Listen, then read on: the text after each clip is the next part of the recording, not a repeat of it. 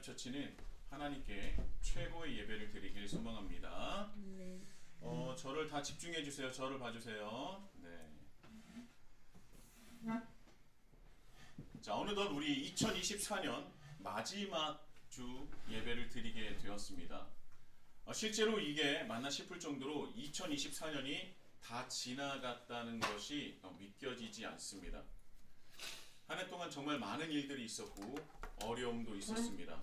수많은 일들 중 해결된 것도 있겠지만 아직도 진행 중인 것도 있죠. 지나고 보면 하나님의 인도하신 가운데 버티고 견디며 살아가고 있지만 그럼에도 불구하고 하루하루가 쉽지 않은 시대인 것 같습니다.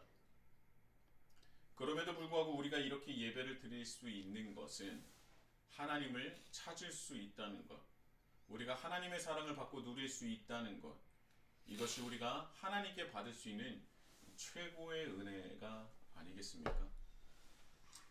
여러분, 이 예배를 통하여서 상한 마음이 치유가 되고 평안함을 누리며 오히려 이제부터는 세상이 감당하지 못할 믿음의 군사, 기도의 군사로 성장하는 우리 히즈라이프 처치가 되시길 예수님의 이름으로 축복합니다. 할렐루야. 우리 다 같이 한번 옆에 좌우에 있는 분들에게 한번 감사의 인사를 하겠습니다. 한 해 동안 수고하셨습니다. 한 해 동안 수고하셨습니다. 저 보세요. 한 해 동안 수고하셨어요.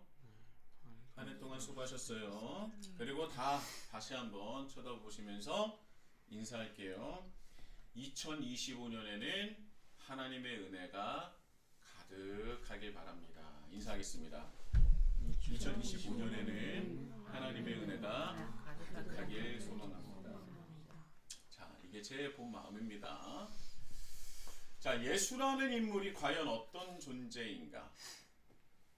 오늘의 말씀은 요한복음 7장의 말씀이죠. 지지난주죠. 요한복음 7장 전반절에 있는 말씀을 제가 간략하게 다시 한번 말씀을 드린다면, 이 초막절인데도 불구하고 예수님께서는 유월절과 마찬가지로 예루살렘으로 올라가지 않으시려는 것 같습니다. 그러나 결국은 느지막하게 예루살렘으로 향하셨어요. 이 초막절에 수많은 사람으로 북적이는 예루살렘 안에서는요, 화제의 인물은 단연 예수님이셨습니다. 예수라는 인물이 과연 어떤 존재인가? 어떤 사람은 좋은 사람이다 라고 하기도 하고, 어떤 사람은 아니다, 그 사람은 사람을 미혹하는 자이다 라고 평가를 하는 사람도 있었습니다. 그런데 중요한 것은 무엇이냐? 그러나 누구 하나 대놓고 말을 하지 못하는 상황이었어요. 수군거리기만 하는 상황이었다는 것이죠. 왜냐? 종교 지도자들이나 권력자들이 예수라는 존재 자체를 굉장히 불편해하고 있었다는 겁니다. 예수님에 대한 평가가 엇갈리고 있긴 하지만 공통적인 것은 무엇이냐면 권력자들이나 종교 지도자들이나 권세자들이 예수님의 존재를 매우 불편해하고 있고 더 나아가서 죽이려 한다는 것이죠. 이것은 유대인이라면 너나 할 것 없이 다 알고 있었던 상황인 것 같습니다. 그런데 그런 상황에서 예수님께서 갑작스레 스스로의 정적을 깨시고 성전에서 복음을 선포하면서 가르치시기 시작하였습니다.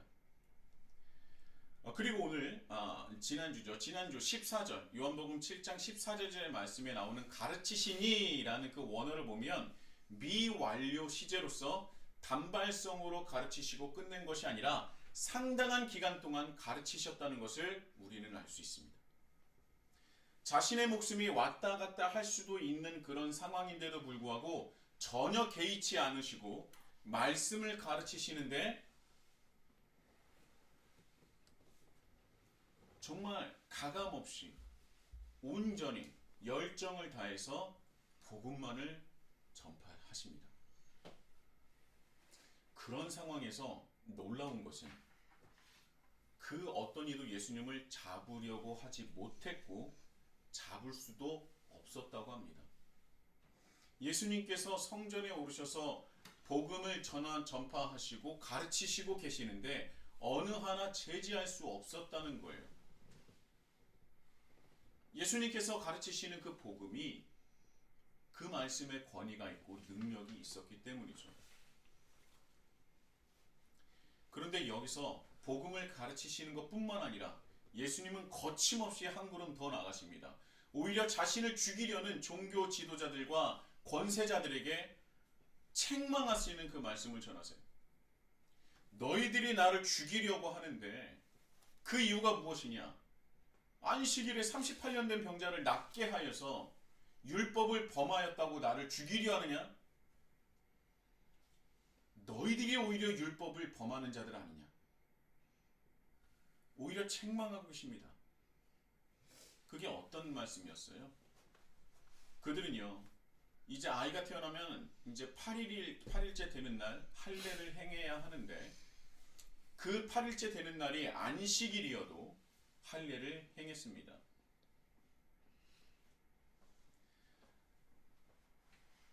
태어난 지 8일째 되는 날 할례를 행해야 한다는 것은 무엇입니까? 성문율이었어요? 구전율이었어요? 구전율이었죠. 구전율이었어요. 그런데 오히려 하나님께서 모세에게 주신 그 율법인 성문율, 오히려 성문율이 상위법인데 그들이 만든 구전율이 상위법인 성문율을 압도하는 것이 되었던 것입니다. 오히려 구전율을 통해서 성문율을 어기는 꼴이 된 것이죠. 그것을 예수님께서 꼬집으시면서 너희들이 지키는 율법은 오히려 율법을 범하게 만드는 율법이다. 너희들이 진정으로 율법을 지키는 이들이 맞느냐? 너희들은 그렇게 안식일에 할례를 행하는데도 불구하고 내가 하나님의 사랑으로 38년 된 병자를 안식일에 고치는 것이 왜 율법을 범하는 것이 되는 것이냐? 너희야말로 율법을 범한 자들이다 라고 하시면서 크게 책망을 하세요. 그런데 그렇게 책망을 받았는데도 불구하고 누구 하나 거기에서 반박을 하지 못합니다. 왜냐? 자기 스스로도 알고 있기 때문이죠. 자신이 성문율을 범했다는 것을 알 수 있습니다. 그러나 이제까지는 그 누구도 말할 수 없는 자신들만의 권위로서 그것을 행하게 시켰는데 그것을 비판하는 예수님의 말씀이 전혀 틀리지 않았기 때문에 반박할 수 없었습니다. 그리고 예수님께서 활용점점 한마디를 더 하시죠. 외모로 판단을 하지 말고 공의롭게 판단하라. 이 공의라는 것은 하나님의 뜻인 것입니다. 여기까지가 지난번 설교였죠. 자, 이런 상황에 어찌 보면 종교 지도자들의 위신이 땅에 떨어지고 있었던 것이죠.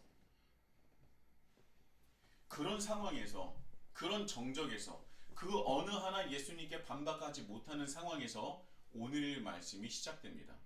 어떠한 사람이 말을 하는데 예수님께 적개심을 가진 어떤 이가 말합니다. 저 사람은 당신들이 죽이고자 하는 사람들이 아닙니까? 왜 아무 말도 못하고 계십니까? 당신들조차 저 사람을 그리스도로 인정하시는 것입니까? 바로 이 말씀이 오늘 말씀 25절에서 27절까지 말씀이에요.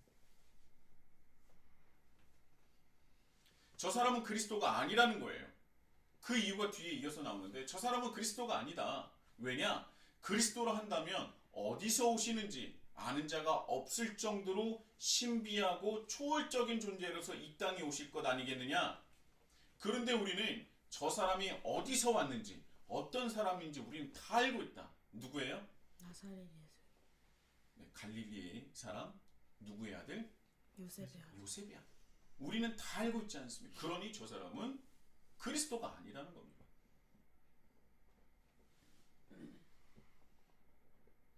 자, 그가 예수님을 그리스도로 인정하지 못하는 이유는 그가 어디에서 왔는지 알고 있기 때문이라는 것인데요. 바로 이것이 예수님께서 말씀하신 24절의 말씀이에요. 뭐로 판단하지 말라고요? 외모로 판단하지 말라. 외모로 판단하지 말라. 이어서 나오는 예수님을 향한 대부분의 비판들은요. 갈릴리에서 베들레헴에서 아니 갈릴리에서 선한 것이 나올 수 있느냐? 이렇게 무시를 합니다. 외모로 판단하는 것이죠. 실제로요, 이 당시에는요, 여러 가지 정치적인 역학관계와 수많은 것들이 얽히고 설켜 있는 상황이에요. 무엇이요? 메시아를 기다리는 그 마음들이 정치적이고 사회적이고 문화적이고 모든 것이 얽히고 설켜서 저마다 메시아를 바라는 그 상이 다 달랐습니다. 수많은 사람들이 저마다 원하는 메시아상이 다 있었다는 거예요. 저마다 메시아상, 그리스도상이 다 있었다는 거예요. 굉장한 권력과 힘을 가진, 그러니까 인간이 감당하지 못할 정도의 힘과 능력을 가진 초월적인 존재를 기다리고 있었던 사람들이 많았어요. 그러니까 그런 초월적인 존재는 이 땅에 올 때 어떻게 올 거다? 굉장히 신비롭고 어디서 왔는지 어떻게 왔는지도 모를 만큼 신비한데 놀라울 정도로 능력이 충만한 거예요. 요즘 우리 아이들이 빠져있는 것이 마블의 히어로입니다. 이 히어로가 세냐 저 히어로가 세냐, 이 히어로의 능력은 뭐냐 저거는 뭐냐 저한테 묻는데 제가 아는 것도 있고 모르는 것도 있어요. 근데 사람은요, 자신이 할 수 없는 그 능력을 가진 존재에 대한 어떤 그 경외감이 있지 않습니까? 그러니까 그 히어로들의 굉장히 열광을 하는 거예요. 2000년 전에도 마찬가지입니다. 그들이 바랬었던, 많은 사람들이 바랬었던 그리스도상은 무엇이냐? 초월적인 존재, 마블의 히어로, 히어로 중에서도 탑티어급의 능력을 가진 사람을 기다렸던 겁니다. 그랬던 이유가 간단하죠. 이 세상을 힘 하나로 모든 것을 좌지우지하는 로마라는 그 강력한 제국을 상대하려면 그런 존재가 필요하다고 생각을 했었던 겁니다. 그래서 그런 메시아, 그런 그리스도를 기다렸던 것이죠.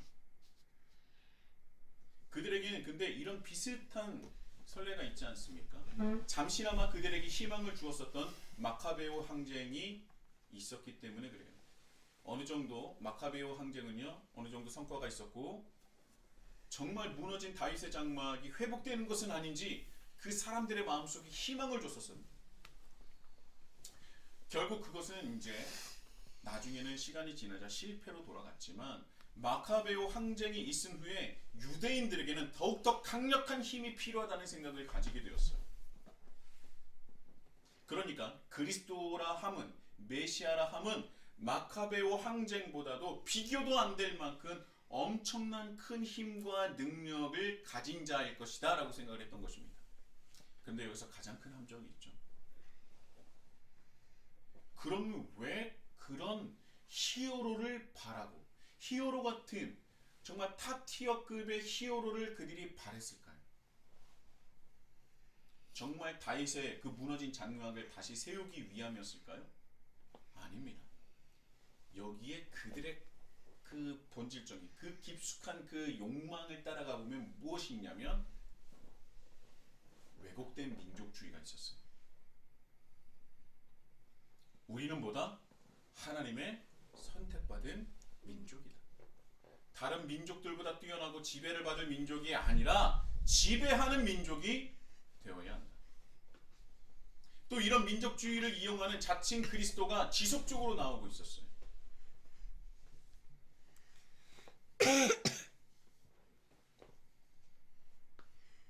지속적으로 자기가 그리스도다, 메시아다 라고 하는 사람들이 나왔고 그때마다 유대인들은 수많은 피를 흘릴 수밖에 없었습니다.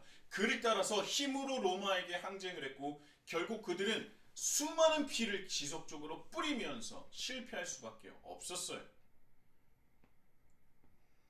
그리고 가장 큰 실패는 예수님께서 십자가에 못 박혀 돌아가신 후에 수십 년 후에 완전히 예루살렘이 무너지는 대재앙이 일어납니다. 우리는 그럴 만한 민족이 아니야. 우리는 그럴 가치가 있고 선택받은 민족이야. 이런 왜곡된 민족주의가 만연했고요. 또 이런 민족주의를 이용한 수많은 자칭 그리스도, 자칭 메시아가 수많은 사람의 피를 흘리게 했습니다. 그래서 이 시기에 너무나 많은 그런 정치적인, 문화적인, 사회적인 그런 역학관계가 얽히고 설켜서 자기가 저마다 원하는 그런 메시아 사항들이 있었던 겁니다. 어찌됐든 25절에서 나오는 예수님께 적개심을 가진 그 어떤 사람은요, 이런 왜곡된 민족주의를 가진 그 한 사람이었고, 예수님을 외모로 판단하여 당신은 절대 그리스도가 될 수 없으니 당국자, 그러니까 종교 지도자들은 빨리 정신을 차려서 저 사람을 데려가 잡아 가시라는 겁니다. 그런 말씀인 거예요. 이런 왜곡된 민족주의 때문에 수많은 사람들이 피를 흘렸지만 아직도 여전히 그들이 자신들이 바라는 그리스도의 형상을 그려놓고 기다렸던 겁니다. 한마디로 초월적인 신적인 존재를 기다렸던 것이죠. 우리가 한 가지 여기서 떠올릴 법한 성경의 말씀이 있습니다. 바로 예수님을 향한 사단의 시험이죠. 마태복음 4장에 보면요, 사단의 세 가지 시험이 나옵니다. 그 중에 두 번째 시험이 무엇입니까? 예수를 거룩한 성으로 데려다가 성전 꼭대기에 세우고 이르되 내가 만일 하나님의 아들이여든 뛰어내리라.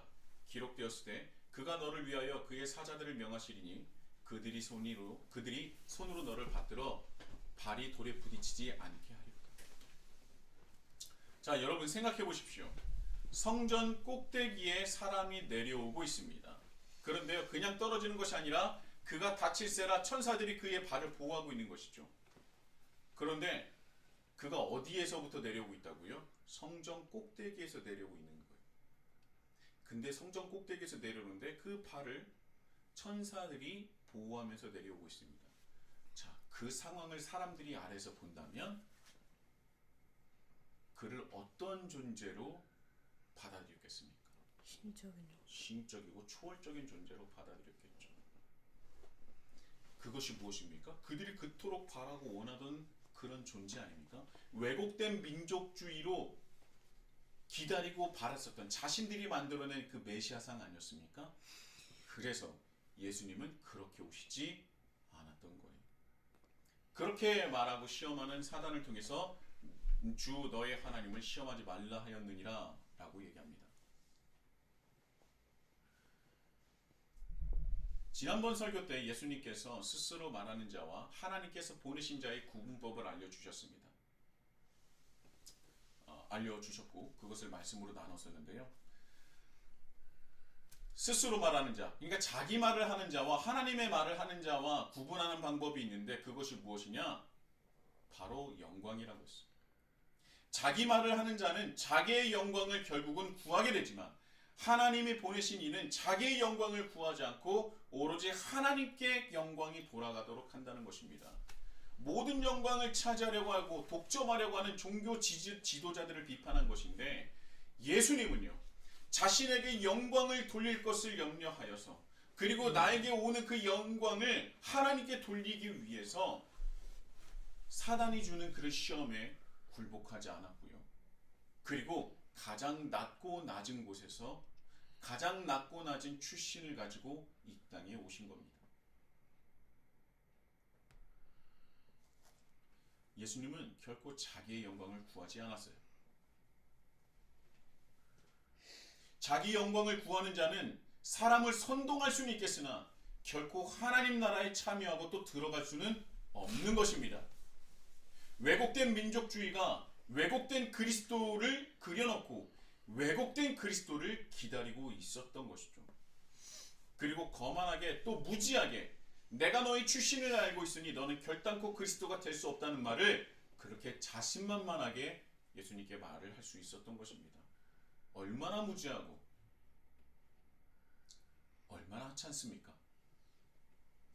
그런데 여기서 이 말을 들으신 예수님께서 유대인들을 향해 다시 한번 뼈아픈 말씀을 전하십니다. 28절, 29절입니다. 예수께서 성전에서 가르치시며 외쳐 이르시되 너희가 나를 알고 내가 어디서 온 것도 알거니와 내가 스스로 온 것이 아니니라. 나를 보내신 이는 참되시니 너희는 그를 알지 못하나 나는 아노니 이는 내가 그에게서 났고 그가 나를 보내셨음이라 하시니. 자, 여기서요, 예수께서 성전에서 가르치시며 외쳐 이르시되, 이 말씀에 외쳐 이르시되라고 하는데요, 여기서 외치다의 에크락센이라는 헬라어는요, 정말 엄청나게 큰 소리로 목이 터져라 외치다라는 표현입니다. 예수님이 정말 답답해서 온 힘을 다해서 세상이 떠나가라 할 정도로 크게 외친 거예요. 이렇게 크게 말해도 되나 싶을 정도로, 아니 그 이상으로 외치신 겁니다. 너희가 나를 알고 내가 어디서 온 것도 알고 있다. 그러나 나는 스스로 온 것이 아니라 나를 보내신 이가 나를 너희에게 보낸 것이다. 그런데 너희는 그를 알지 못하니 나는 그를 안다. 나는 그에게서 났고 그가 나를 보내셨다. 여기서 중요한 포인트는요, 나는 알지만 너희는 뭐 한다고요? 모른다는 거예요. 누구를 알고 모른다는 것입니까? 바로 하나님이에요. 너희는 하나님을 알지 못하나 나는 하나님을 안다고 합니다. 자, 왜곡된 민족주의로요, 이들은 선택받은 민족, 그래서 그 자부심이 왜곡된 민족주의로 발전될 정도로 누구보다 자신들이 하나님을 잘 알고 하나님께 선택받은 민족이라고 생각했던 사람들입니다. 그런데요, 예수님께서 그들 향해서 에크락센, 이 목이 터져라 외치신 것은 너희는 하나님을 알지 못한다라는 거예요. 나는 아버지를 알거니와 너희는 하나님을 알지 못한다는 것입니다. 그런데요, 이런 말을 했는데도 불구하고 30절에 보면 예수님을 잡으려고 하는데 손을 댈 수 있는 자가 없었다고 합니다.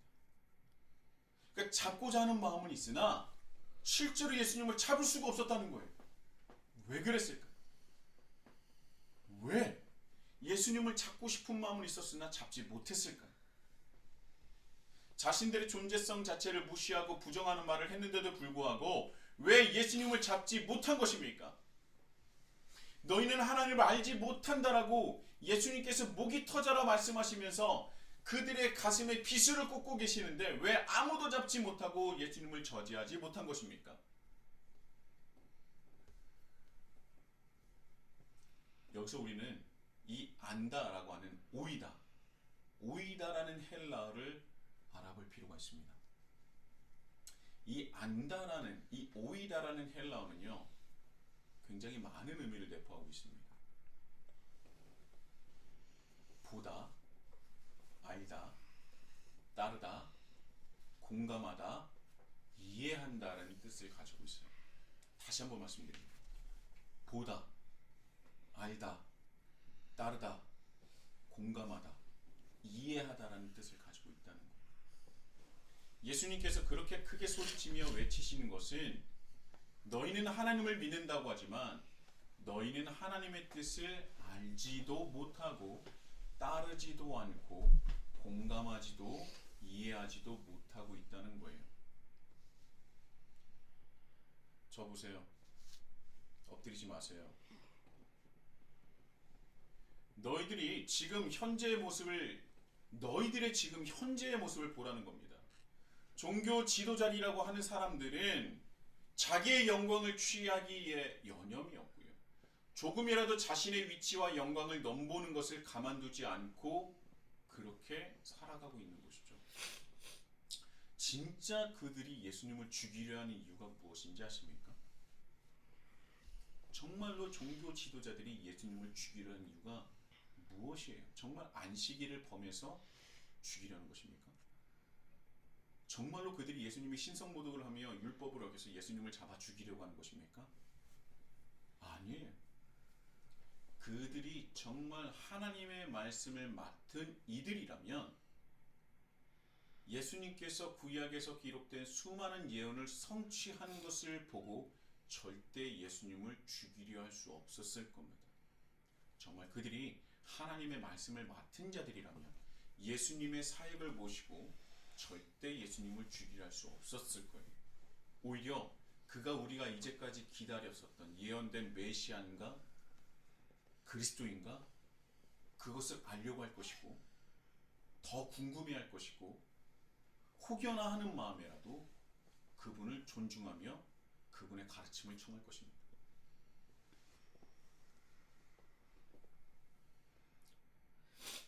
그런데 그들이 그렇게 하지 않은 이유는 무엇이냐면 이제까지 하나님과 인간 사이의 메신저 역할을 그들이 독점하고 있었다는 거예요.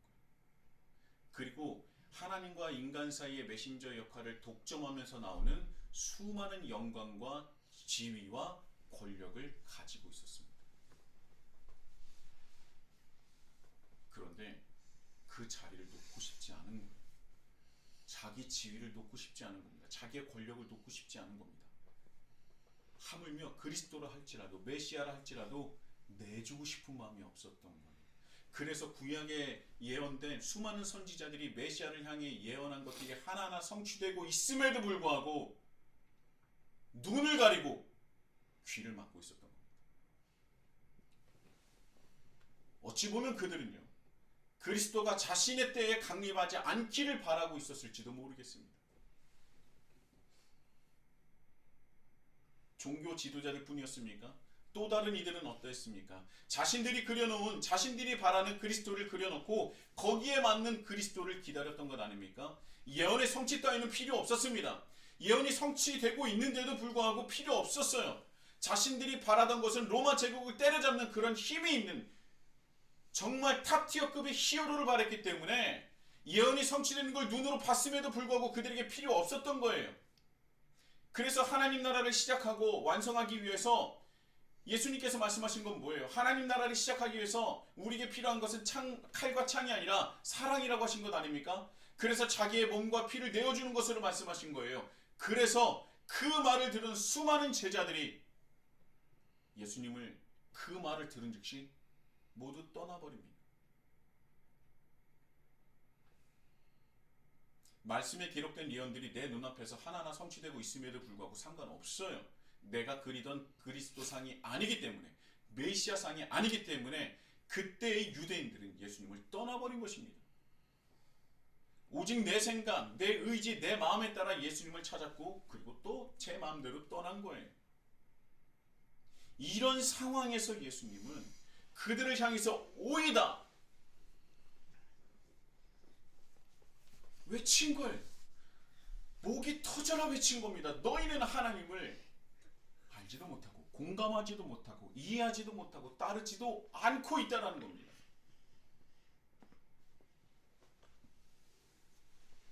여러분, 이게 믿음이에요. 무엇이 믿음이냐? 하나님의 뜻을 보고 알아 공감하며 이해하여 따르는 것이 믿음인 것입니다. 그것이 아는 거예요. 그것이 하나님을 안다 할 수 있는 것입니다. 그저 하나님의 존재를 인식하고 있다고 해서, 인정하고 있다고 해서 그것이 믿는 것이고 신앙이 아니라는 겁니다. 호세아 6장 6절에 이런 말씀이 있어요. 나는 인애를 원하고 제사를 원하지 아니하며 번제보다 하나님을 아는 것을 원하노라. 번제보다 하나님을 아는 것을 원한다. 그 어떤 때보다도 화려하고 규모가 큰 제사를 하나님께 드리고 있었던 그때에 나는 제사나 번제를 바라는 것이 아니라 너희가 나를 알기를 원한다는 거예요. 아는 것이 뭐라고 했습니까? 내 뜻을 보고 알고 공감하며 이해하여 따르는 것. 그것이 아는 것이고 그것이 믿음이라는 겁니다. 제발 나를 보라는 거예요. 나를 보고 나의 뜻에 공감하며 이해하여 나의 뜻을 따르라는 겁니다. 그런데 너희들이 하나님을 알았더라면, 정말 너희가 하나님을 알았다면 너희가 이제까지 취했었던 그 영광과 권력을 내려놓았을 것이다라는 거예요. 너희가 정말 하나님을 아는 자였다면, 정말 너희들이 하나님을 믿는 자였다면, 너희들이 그렇게 생각하고 그려놓는 메시아상과 그리스도상이 있을지라도 정말 너희들이 하나님을 아는 자였다면 그것을 내려놓았을 거라는 겁니다. 기독교의 신앙은 나를 부인하는 것부터 시작하는 것 아닙니까? 내 생각을 내려놓고 나의 것을 버리는 것부터 시작하는 것이죠. 이제 다시 하나님의 것으로 나를 채우는 거예요. 비운 만큼 하나님의 것으로 채우는 것입니다. 내 영광, 내 생각, 나 중심적인 사고로 버리는 것부터 시작하는 것이 기독교의 신앙이에요. 여러분들이 아무리 좋은 교회에서 좋은 예배를 드린다고 할지라도, 화려한 예배를 드린다 할지라도, 내가 정말 많은 것들을 하나님께 헌금으로서 드린다 할지라도 하나님의 뜻을 보고 알아 공감하여 따르지 않는다면 그것은 믿음이 아니고 하나님을 아는 것이 아닐 수도 있다는 것입니다. 2000년 전에 예수님께서 하신 말씀이 2000년 후에 우리에게도 예수님께서 지금 이 시간 에크렉센 외치고 계시는 거예요. 예수님의 목이 터져라 우리에게 외치는 겁니다. 너희들이 바라는 것, 너희들이 원하는 것, 그것을 나에게 구하지 말고 내가 바라는 것, 내가 원하는 것, 내가 말하는 것, 나의 뜻을 따르라는 겁니다. 우리는 정말 하나님의 뜻에 공감하고 이해하여 그분의 뜻을 따르고 있습니까?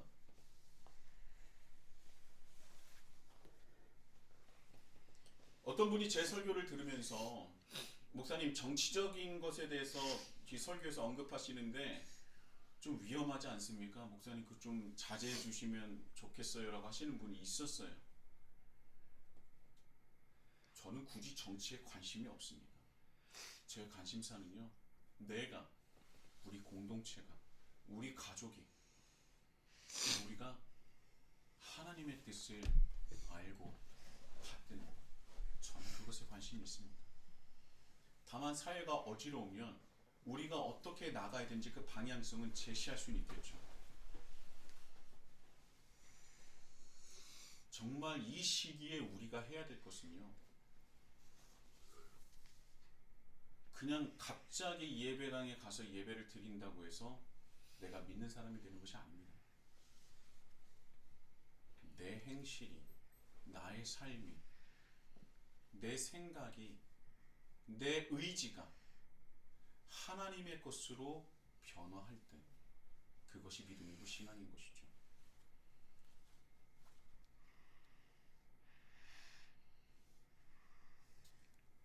여러분, 그럼 하나님의 뜻이 무엇입니까? 그래요, 목사님 알겠습니다. 하나님의 뜻이 무엇입니까? 그거 정확하게 말씀해 주세요. 제가 정확하게 말씀드릴게요. 여러분, 세상에 나가서 사랑을 주십시오.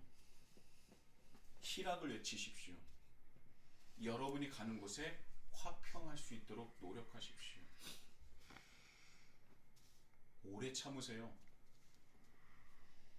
자비를 베푸십시오. 선의를 가지고 사람들에게 나아가십시오. 충성하세요. 이거는 하나님에 대한 충성입니다. 그릇된 왜곡된 충성이 아니에요. 그리고 세상을 알 때 온유한 마음으로 나아가십시오. 그리고 자신의 것을 절제할 줄 알아야 됩니다. 이게 하나님의 뜻이에요.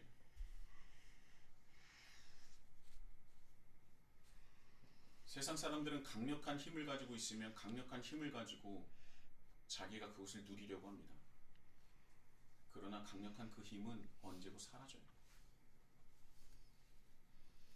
그리고 이 땅에서 사라지지 않는 것은 하나님께서 예수님을 통해서 주신 그 성령의 9가지 속성입니다. 그리고 우리가 그 9가지 속성을 가지고 세상에 나갈 때 하나님은 분명히 우리를 통하여 열매를 맺어 주신 것입니다. 사랑하는 히즐라이프 형제자매 여러분, 2024년이 이제 끝나가고 있습니다. 그러나 2024년이 끝났다고 해서 모든 것이 끝나는 것이 아니라 우리에겐 2025년이 새롭게 열리는 것이죠. 여러분들에게 말씀드린 것은 물리적인 24시간 뒤에 2025년 1월 1일이 나옵니다. 우리에게 열립니다가 아니라 우리의 정말 변화의 시작과 새로운 시작이 되었으면 좋겠다는 거예요. 정말 이렇게 어려운 이 시기에 우리에게 주신 하나님의 뜻은 바로 성령의 열매를 맺는 것입니다. 이렇게 메마르고 강팍한 이 시기에 성령의 열매를 세상에 가지고 나가셔서 하나님 나라와 하나님의 의를 위해서 열심히 베푸시고 나누시고 하나님의 이름을 높이시는, 우리의 영광이 아니라 하나님의 영광만을 위해서 세상에 나가시는 우리 히즐라이프 처치가 되시길 예수님의 이름으로 축복합니다. 아멘. 아멘.